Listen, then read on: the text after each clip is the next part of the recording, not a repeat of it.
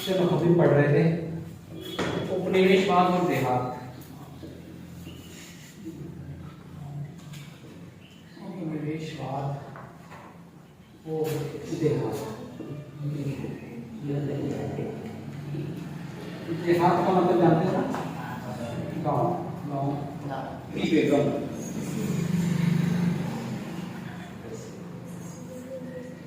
एक दूसरी पुत्री है, तीसरी है। एक पुत्री का लड़का जिसका नाम है शौकत जंग, एक का नाम है सिराजुद्दौला।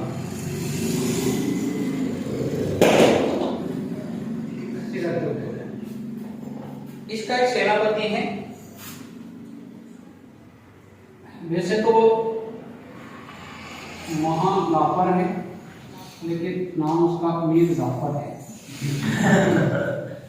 मीर जाफर ये इसका सेनापति है, याद रखना। अब देखो यहां पर क्या हो रहा, पहले सबसे जैसे मान लो किसी राजा की कोई संतान नहीं है, लड़का नहीं है, तो सबके मन में ये लड्डू फूटते कि ये लिपटे तो हमारा चांस बने।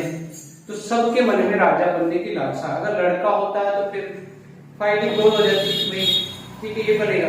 लेकिन लड़का नहीं है। अलीवर्दी खान ने अपने साम्राज्य को अच्छे खासा बनाए रखा। औरंगजेब के बाद इस औरंगजेब के कुछ इलाके थे उनको भी इसने जीत के अच्छा खासा साम्राज्य बना रखा। लेकिन प्रॉब्लम इसकी ये है कि इसके कोई लड़का नहीं है, लड़कियां जरूर है। अब प्रॉब्लम यहाँ पर ये है कि सबके मन में, यानी कि मीर जाफर सेनापति है, लेकिन इसके मन में लालसा है कि ये निपट जाए तो मैं राजा बन जाऊं। 3 पुत्रियां हैं, फिर पुत्रियां नहीं सही, पर उनके घर वाले दामाद उनको तो है ही सही कि ये निपटे अपन कुछ ना कुछ चांस बैठे। तो सबके मन में लालसा है। यहाँ पर देखो शौकत जंग ये भी चाहता है कि मैं राजा बनूं, ये नहीं चाहता है।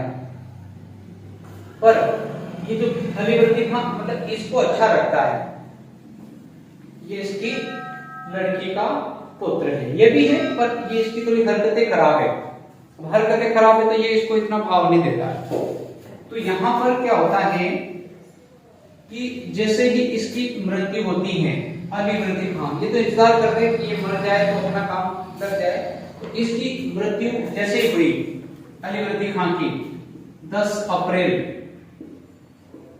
1756 को, मृत्यु के बाद ये जब जीवित था तभी अपना इसने उत्तराधिकारी से घोषित कर दिया था, सिराजुद्दौला। तो इसके मरने के बाद ये राजा बन गया। जब ये राजा बन गया तो इनके पेट में थोड़ा थोड़ा दर्द है, हो गई सही, जाहिर सी बात है। इनका भी जैसे 3 लड़कियां, तो इनको भी प्रॉब्लम है कि एक ही लड़की को सारा मतलब उत्तराधिकारी दे दिया, राज दे दिया, हमारा तो कोई चांस ही नहीं है। तो इनके मन में भी कहीं ना कहीं खुलकर नहीं बोल रहे, तो क्या हुआ, दर्द तो है इनके हल्का हल्का दूसरा, बट ये कह नहीं रहे उसको। अब क्या होता है कि सिराजुद्दौला अपने साम्राज्य को अच्छा खासा चला रहा था, इसमें कोई प्रॉब्लम नहीं है। उधर कंपनी यहाँ पर अपना व्यापार कर रही थी, और कंपनी व्यापार शुरू में पश्चिम बंगाल में विकसित हुई थी, मतलब इसने लगाई थी कंपनी, अच्छी खासी चल रही कंपनी में। लेकिन कंपनी क्या करती, कंपनी में के जो लीडर हैं बंगाल का, क्या करते हैं, ये किलेबंदी करते हैं। अब किलेबंदी करते हैं तो ये इसके जो नवाब हैं सिराजुद्दौला, इसको ठीक नहीं लगा। अब जब ठीक नहीं लगा तो उसने इसका विरोध किया कि किलेबंदी किस लिए, किलेबंदी जानते हो ना, चारों ओर दीवार। तो इसने मना कर दिया कि ये नहीं होगा। फिर भी इन्होंने नहीं माना, तो ये अपने सेना को लेकर जाते हैं और इन किलेबंदी का वहां पर जो अंग्रेज थे उनको ये मार के, जैसे जैसे युद्ध करके उनको वहां से हटा देते हैं। अंग्रेजों की यहाँ पर हार भी हो गई, बहुत बुरा मारा था, क्या बहुत बुरा मारा इनको। और इतना ही नहीं, इनको ऐसा मारा, पूछो मत कैसा मारा। मारने के बाद इनको क्या करा, एक काल कोठरी काल कोठरी में बंद कर दिया। काल कोठरी उस समय एक छोटा सा कमरा होता था 18 बाई 14 का। तो उस कमरे में, छोटे से कमरे में इसने क्या करा, सिराजुद्दौला ने लगभग 146, लगभग नहीं 146 अंग्रेजों को उसके अंदर घुस के भर दिया। अब घुस के भर दिया, इनको दूसरे दिन निकाला। तो दूसरे दिन निकाला तो पता चला कि 123 इसमें भूख प्यास और दम घुटने से मर गए और 23 लोग बचे थे। अब जो 23 बचे उसमें से एक है हावेल।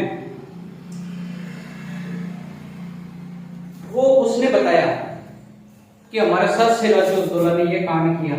ये जो बच गया था ना जिंदा, इसने जाके जहां पर कंपनी का गवर्नर था उस समय रॉबर्ट क्लाइव उस समय मद्रास में था। ये जो बच गया इसने जाकर बोला कि भाई हमारे साथ ऐसा हुआ। अब यहाँ पर रॉबर्ट क्लाइव को थोड़ा गुस्सा आता है और अब ये चाहता है कि इसको सबक सिखाया जाए। तो ये यहाँ पर कुछ ना कुछ, अब ये क्या करते हैं, ये तो थोड़े माइंडेड लोग थे अंग्रेज, इन्होंने प्लान करा कि ऐसे तो इसको नहीं हरा सकते अपन। अब यहाँ पर जाकर अब ये अपने जासूस छोड़ता है, यहाँ पे जाके जासूस को छोड़ता है कि पता करो कि इसकी कमजोरी क्या है। क्योंकि पहले सबसे पहले ये वो करते थे, अगर किसी राजा को हराना है तो पहले उसकी कमजोरी ढूंढो। तो इसकी कमजोरी क्या है। अब यहाँ पर इसके जासूस आते हैं और जासूस आने के बाद जासूसों ने खूब जासूसी करी और पता चला कि इसकी कमजोरी क्या है। इसकी तो बहुत बड़ी कमजोरी है। अगर आप कुछ ऐसा करो तो वो कमजोरी आपका साथ दे सकती है। इसने कहा भाई खोल के बता क्या कमजोरी। इसने कहा कि इसके पास जो इसका मुख्य सेनापति है, इसके मन में कितने ही दिन से राजा बनने की इच्छा है। आप अगर इसको किसी प्रकार का प्रलोभन, रिश्वत दो तो ये आपका साथ दे देगा, और जब ये साथ दे देगा तो फिर तो यहाँ पर क्या करता है ये रॉबर्ट क्लाइव, जैसे जैसे इससे मिलता है मीर जाफर से, और इसको यहाँ पर बोलता है कि भाई तेरे को अगर यहाँ का नवाब बना दे तो तुझे कैसा लगेगा। तो इसने कहा ये तो बहुत बढ़िया बात है, किसको अच्छा नहीं लगेगा। कब बना रहे हो, तो यहाँ पर इसको अपने मिला लिया, संधि कर ली गुपचुप, किसी को पता नहीं है, अंडरग्राउंड इन्होंने संधि कर ली। इसके अलावा कुछ सेठ और थे यहाँ पर, धनी सेठ, उनको भी अंग्रेजों ने खरीद लिया। खरीद क्या लिया, रिश्वत देके अपने अधीन कर लिया, क्योंकि उन लोगों को भी इससे थोड़ी प्रॉब्लम थी। क्योंकि अगर कोई अच्छा काम करता तो उसको सबको उससे प्रॉब्लम हो जाती। तो ये इस तरह से इसको प्रॉब्लम थी। इस बीच पहले क्या हुआ था कि जब ये यहाँ पर ये कुछ पहले आता था, जब ये आया था रॉबर्ट क्लाइव सिराजुद्दौला से, छोटा सा एक युद्ध हुआ था, उस युद्ध में ये हार गया था। उस समय इन्होंने एक संधि करी थी जिसका नाम है अलीनगर की संधि, जो मैंने आपको पहले बताया था। अब क्या हुआ, कुछ समय बाद ये इसके ऊपर आरोप लगाता है रॉबर्ट क्लाइव, पत्र लिखता है, पत्र लिखता है कि भाई आपने जो संधि हमारे बीच में हुई थी उसकी आपने उल्लंघन कर दिया है। तो इस संधि का हवाला देकर कुल मिला के बात यह है कि इसको करना इससे लड़ाई, और जब लड़ाई करना होता तो बहाना कहीं से भी ढूंढ के लाता है इंसान, बहाने तो बहुत आ जाते हैं। जब करना ही है लड़ाई तो फिर क्या चाहिए। अब क्या होता है कि इसको रॉबर्ट क्लाइव इसको बुलाता है युद्ध के मैदान में, और इन दोनों के बीच में प्लासी नामक स्थान पर युद्ध होता है। प्लासी गंगा नदी है, उसी के किनारे स्थित है भारत में दो, और वहां पर इन दोनों के बीच में युद्ध होता है प्लासी का 23 जून 1757 में। 23 जून 1757 में प्लासी नामक स्थान पर आमने सामने होती है दोनों की सेना। अब यहाँ पर आप नजारा देखना, रॉबर्ट क्लाइव आया अपने 300 सिपाही के साथ, रॉबर्ट क्लाइव की सेना देखना 300 सिपाही के साथ आया इस मैदान में, और बंगाल का जो नवाब है सिराजुद्दौला वो आया 18,000 सेनाओं के साथ। अब यहाँ पर जैसे आया, युद्ध शुरू हुआ। अब युद्ध होते ही अब देखो ये जो 300 सिपाही है, ये 300 सिपाही इसके पास पहले थे, तभी इसने कई बार बेचारे ने वहां इंग्लैंड में महारानी को पत्र लिखा था कि भाई हमारे पास यहाँ पर अगर प्लासी में युद्ध हुआ और युद्ध जीतना है तो हमें सैनिकों की जरूरत पड़ेगी। तो इसकी सुनी नहीं अंग्रेज सरकार ने, अंग्रेज सरकार इनकी नहीं सुनती बेचारे की। पर फिर इसने ये टोटका लगाया था कि अगर अपने पास सेना से तो हम युद्ध नहीं जीत सकते, तो हमें पता है, ऐसा क्या किया जाए कि अपन युद्ध जीते। तो इसके कुछ सलाहकारों ने बताया कि भाई जीतने के लिए ये तरीका कि इसकी कमजोरी को पकड़ो जाके। तो इसके सेनापति को राज्य का लालच देके इसको अपने में मिला लिया, कुछ इसके बड़े जमींदार सेठ थे उनको अपने में मिला लिया। अब जैसे यहाँ युद्ध शुरू होता है तो युद्ध में जैसे युद्ध शुरू हुआ, मीर जाफर दूर से खड़ा खड़ा देख रहा था, कोई युद्ध नहीं कर रहा क्योंकि तो पहले ही संधि करके आया। और यहाँ पर अब युद्ध चला, ये ऐसा लग रहा था कि कुछ टाइम युद्ध खत्म हो जाएगा क्योंकि इधर तो 300 सिपाही, उधर से 18,000 सैनिक। लेकिन इसने धोखा करा और युद्ध लड़ाई में इसकी तरफ से। अब यहाँ थोड़ी देर में युद्ध चला और युद्ध में क्या होता है कि इसका जो लड़का है, मीर जाफर का लड़का मीरन, ये क्या करता है, इस सिराजुद्दौला की गर्दन काट देता है और इसको मार देता है। यहाँ पर ये युद्ध खत्म हो गया। अब युद्ध खत्म हो गया। अब यहाँ पर 1556 से बंगाल का अगला नवाब, जो कि वादे के अनुसार इन्होंने इससे वादा किया था मीर जाफर से, ये नया नवाब बन गया। अब ये जो नया नवाब मीर जाफर बन गया, अंग्रेजों की इच्छा थी कि भाई अपने मनपसंद नवाब को तो हम यहाँ पर क्या करेंगे कि लोगों से मनपसंद देश लेंगे, मनपसंद तरीके से व्यापार करेंगे। ये नहीं करने देता, इनकी मनमानी यहाँ नहीं करने देता। तो इसको इससे प्रॉब्लम थी। अब यहाँ पर कुल मिला के अंग्रेज, अगर हम देखें अप्रत्यक्ष रूप से अंग्रेजों की सरकार हो ही गई, लेकिन अंग्रेजों ने इसको बना दिया मीर जाफर को। तो ये एक तरह से उनके हाथ की कठपुतली थी। ये तो बस नाम का राजा था क्योंकि उन्होंने बनाया। अब अंग्रेज यहाँ पर लोगों का पूरी तरह से शोषण कर रहे, मनमाना टैक्स लगा रहे, मनमाना उनको लूट रहे। ये सारा यहाँ पर चलता रहा काफी दिनों तक।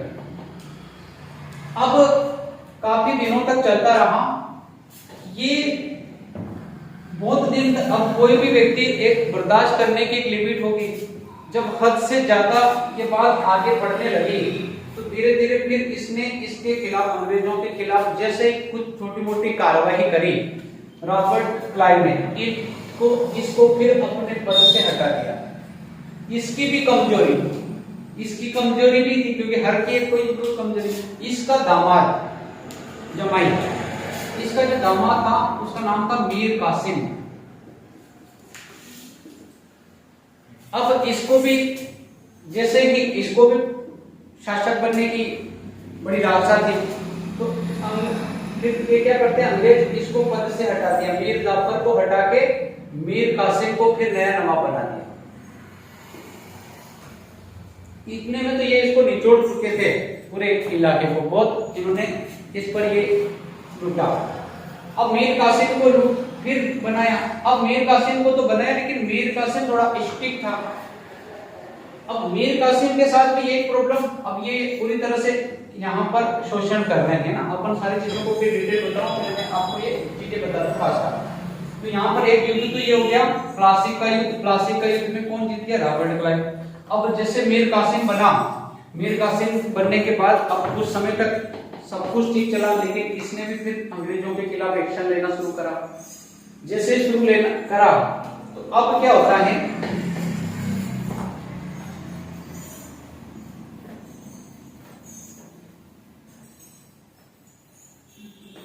रॉबर्ट क्लाइव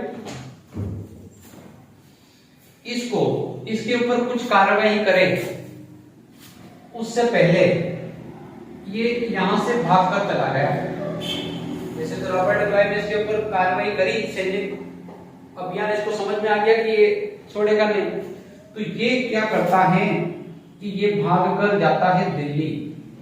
उस समय दिल्ली का जो शासक था शाह आलम, वो भी अंग्रेजों से परेशान था, तो इसने शाह आलम से मिला है।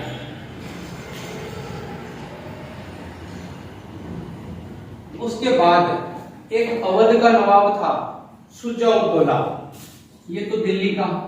एक अवध का शुजा-उद-दौला, ये अवध का नवाब है। इससे जाकर मिला मीर कासिम, ये तीनों मिल गए। सब तीनों ने मिलकर अच्छी संधि बना ली, दोस्ती कर ली, शाम को पार्टी वार्टी करी, खूब नशे में पी। नशे में होने के बाद इन्होंने बोला कि भाई तेरे साथ है, टेंशन क्यों ले रहा, बुला उसको, देखते हैं उसको। पीने के बाद तो आई जाता तेवर। अब यहाँ पर इन्होंने जोश जोश में इसको बोल दिया कि चल बुलाओ। तो अब मीर कासिम इसको बोलता है कि तेरे को ज्यादा ही युद्ध करने का शौक है, चल आजा। दोनों को बक्सर के मैदान में बुला लिया। अब बक्सर के मैदान में रॉबर्ट क्लाइव फिर सेना लेके आया। अब इसके पास सेना थोड़ी ज्यादा हो गई, इसके बीच इसमें बहुत सारे कुछ मिल भी गए थे। फिर इसके पास सेना की हथियार इसके पास नए हैं, बंदूकें वगैरह, और ये हमारे तो देसी उठा उठा के लट लेके आ गए सारे। तो इस मैदान में इसकी तरफ से ये तीनों आए, शुजा-उद-दौला, शाह आलम और मीर कासिम। अब ये जो युद्ध है ये लगभग 22-23 अक्टूबर की बात है। 22-23 अक्टूबर 1764 की बात है।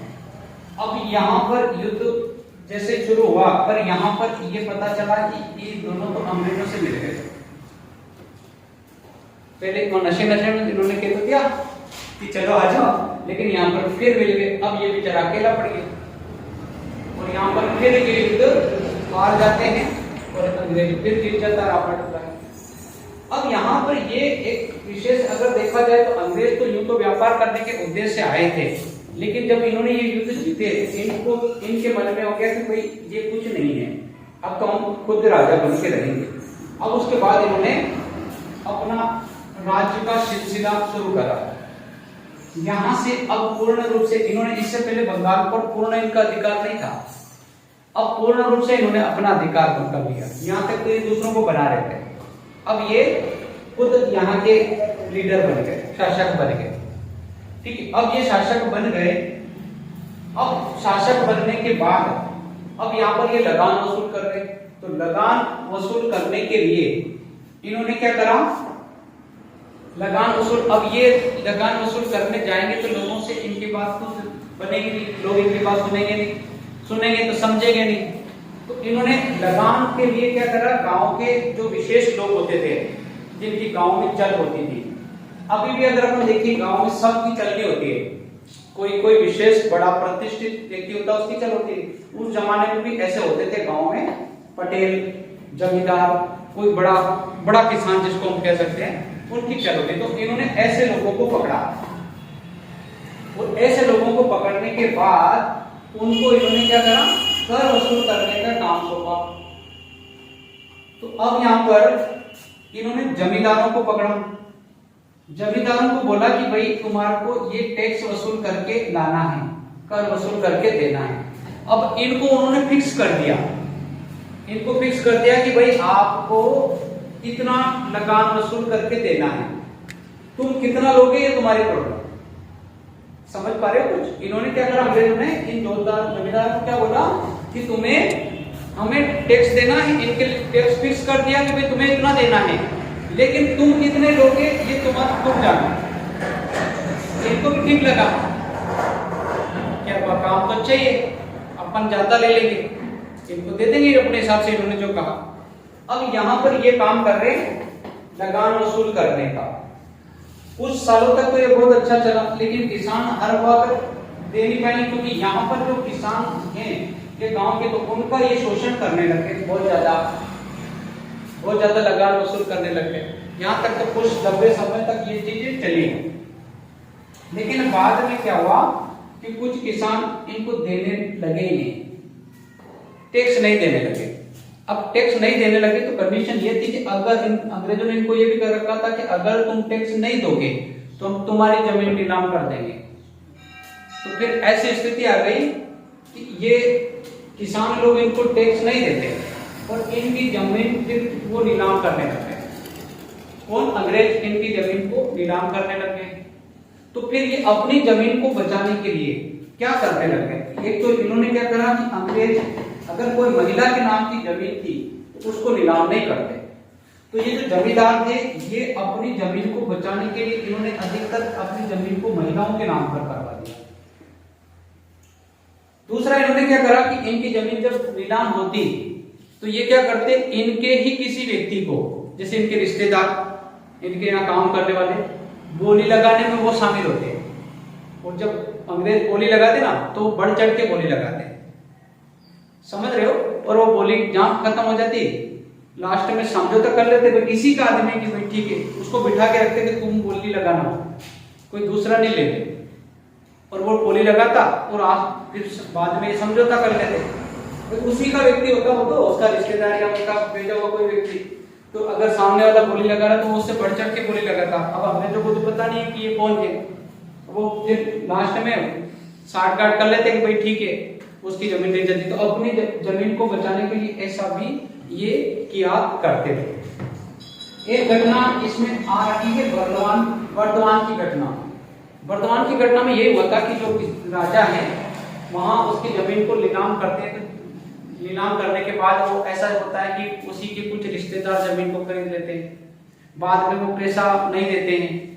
फिर अंग्रेज सरकार को जब पता चलता है तो वापस नीलाम करते हैं। वापस नीलामी में भी यही प्रॉब्लम होती है, ठीक है। फिर ऐसे 2-3 बार नीलाम करते हैं। 2-3 बार नीलाम करने के बाद चौथी बार पता चलता है कि फिर उसको कोई नीलामी बोली लगाता ही नहीं है और अंत में फिर कम रेट पर यही खरीद लेते हैं, ठीक है। तो ये सिलसिला चलता रहा। उसके बाद अगर कुछ समय की बात करें तो इसके बाद एक भाग और उठकर आया जोतदार।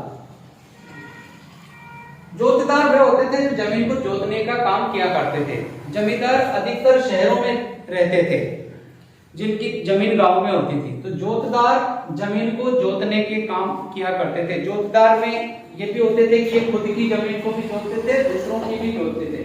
दूसरों की जमीन को अपने खुद के हल से जोतते थे और बदले में जब अनाज उत्पादन होता तो आधा उसको देते, आधा को करते। तो अब जोतदार, अब ये भी एक बड़े भूभाग के मालिक होते थे, जमीन के मालिक होते थे। जोतदारों ने फिर क्या करा बाद में कि जो छोटे मोटे किसान थे, जोतदार भी बड़े स्तर के व्यक्ति होते थे, बड़ा किसान जिसको हम कह सकते थे।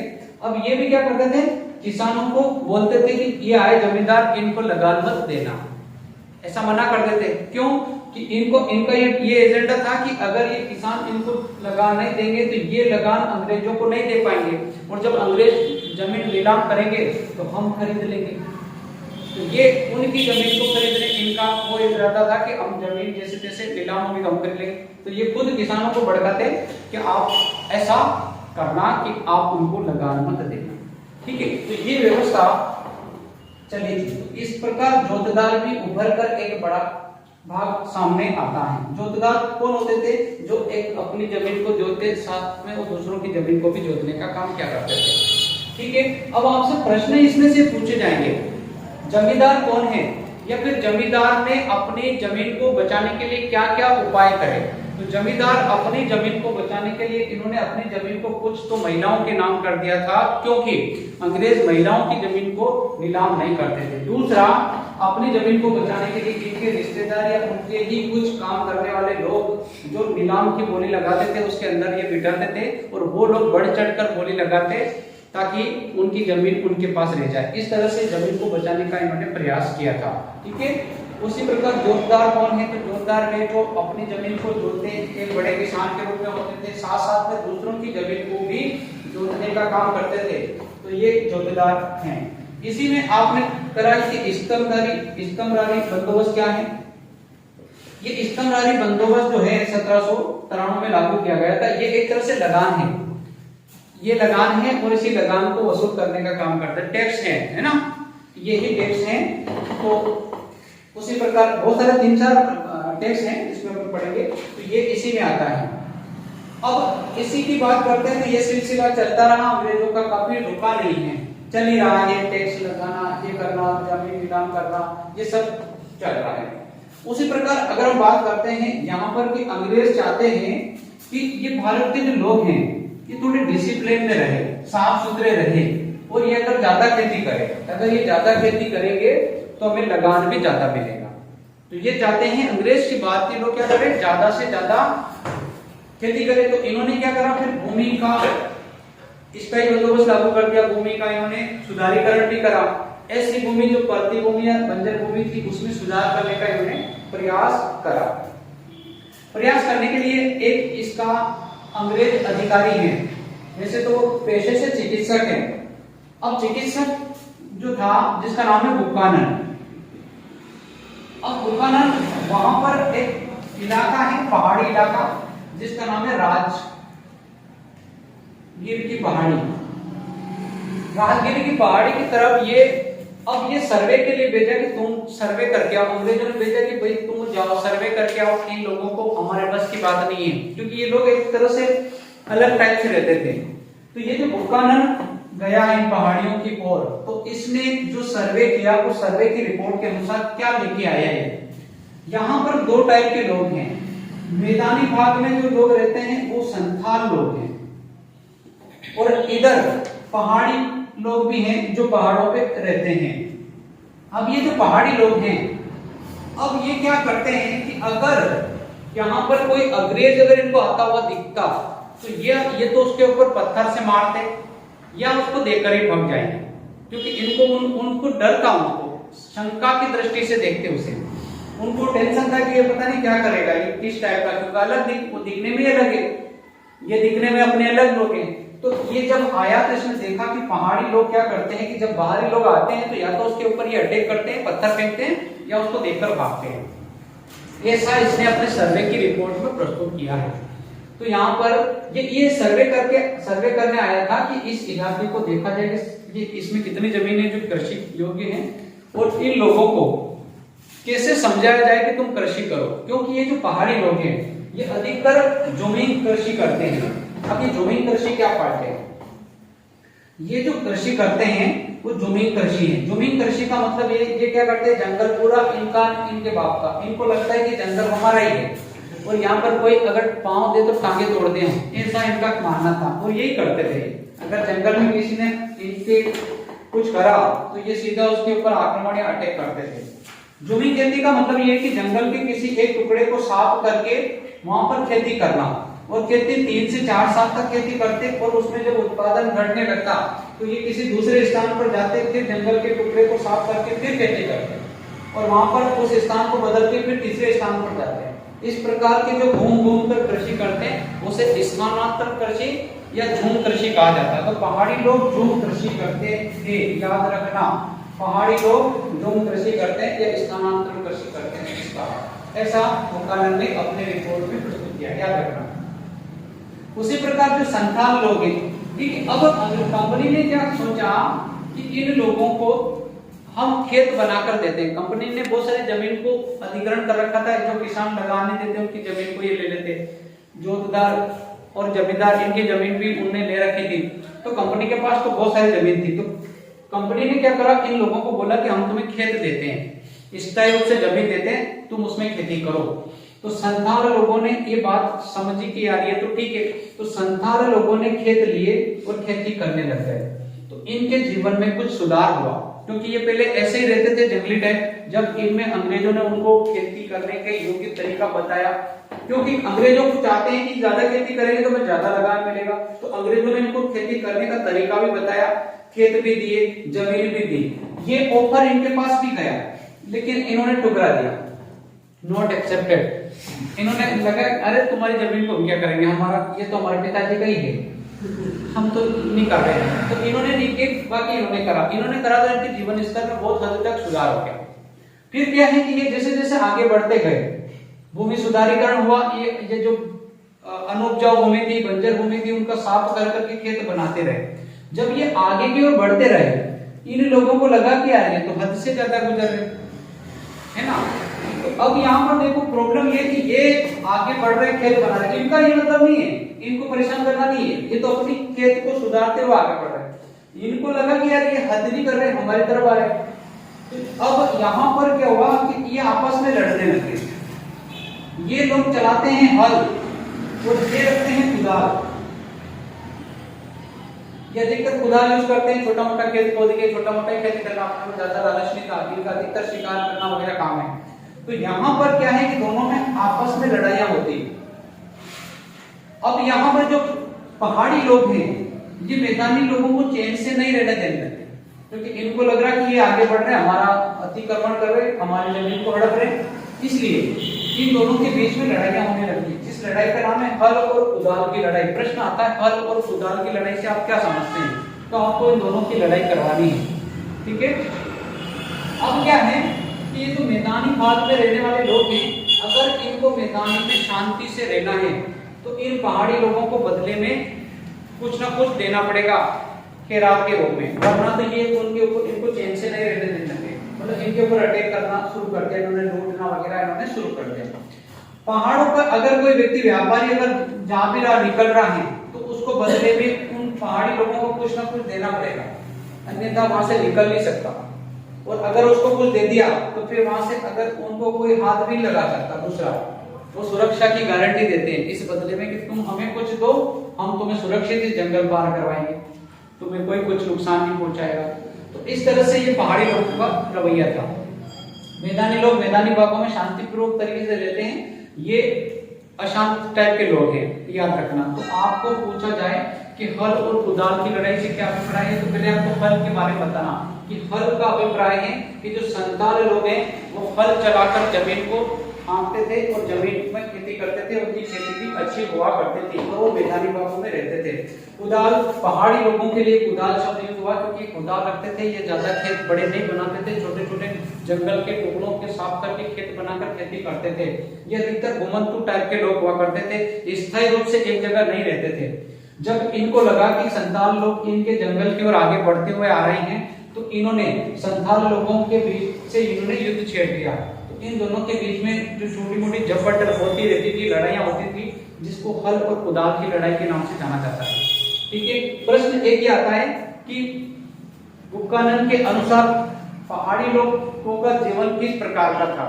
तो आप लिखेंगे कि बुक्कानन ने जब राजगीर की पहाड़ी की यात्रा की, पहाड़ियों की ओर गया, तो उसने देखा कि पहाड़ी लोग बाहरी लोगों को देखकर या तो भाग जाते हैं या फिर उनके ऊपर आक्रमण करते हैं, पत्थर फेंकते हैं।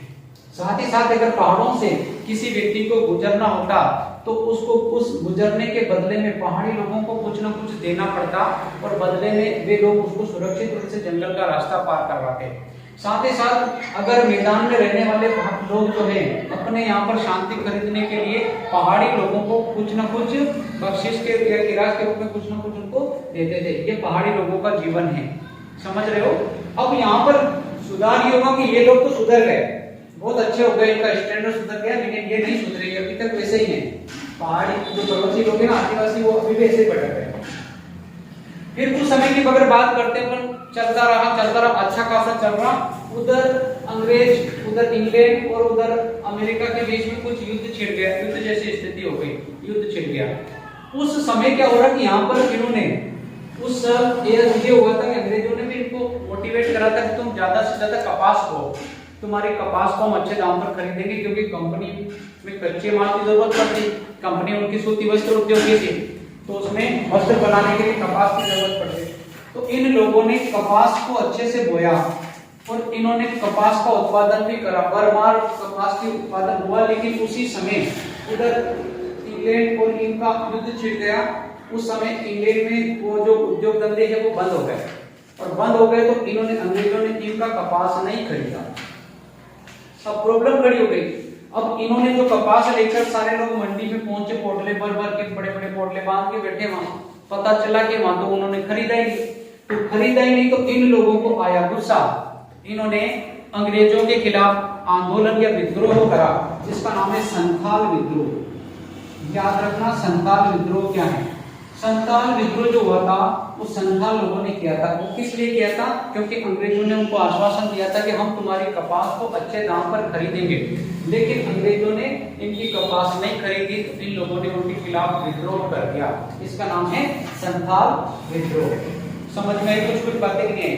तो यहाँ पर बहुत सारे क्वेश्चन को मैंने एक साथ निपटा दिया है। ये प्लासी का युद्ध, बक्सर का युद्ध आपको याद नहीं रखना, इसका कोई सॉल्यूशन नहीं, वो है नहीं। बस हमें ये बताना है कि कंपनी ने किस तरह अपनी जड़ें यहाँ पर जमाई। मूल रूप से प्लासी के युद्ध को इन्होंने, प्लासी के युद्ध से ये हुआ कि इनको ये विश्वास हो गया कि हम यही रहना नहीं, क्योंकि 300 सैनिक लेके आया, 18,000 सैनिकों को हरा दिया।